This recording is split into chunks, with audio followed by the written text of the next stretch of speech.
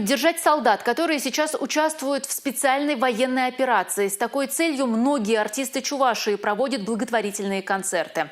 Один из таких пройдет уже в этот четверг, 13 октября, в ДК тракторостроителей. Совместно с Чувашским национальным конгрессом его организует исполнительница народных песен Алена Сильби.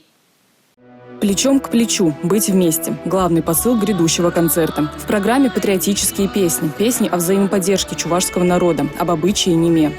У меня муж военный, он подполковник запаса. И он предложил мне сделать наш концерт, но на самом деле мы концерт уже планировали еще весной, готовились полгода. Мы подумали и вместе решили, почему бы нам не сделать концерт благотворительным. Это правильно, помогать народу, чтобы зрители тоже понимали, что мы не просто так делаем концерт, а хотим, наоборот, помочь многим. И все вырученные средства мы отправим батальону «Адал».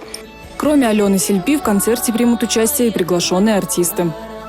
На этот концерт приедут также и представители Чувашского национального конгресса с других регионов.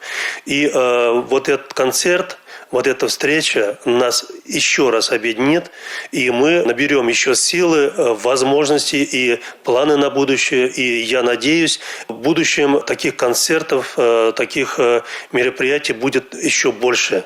Всех желающих поддержать бойцов батальона «Адал», которые сейчас находятся на территории специальной военной операции, ждут 13 октября в 18:30 в ДК тракторостроителей. Напомню, все собранные от продажи билетов средства направят на покупку дополнительной экипировки и теплых вещей для солдат. Анна Центовская, Регина Кубайкина, Георгий Кривошеин, Республика.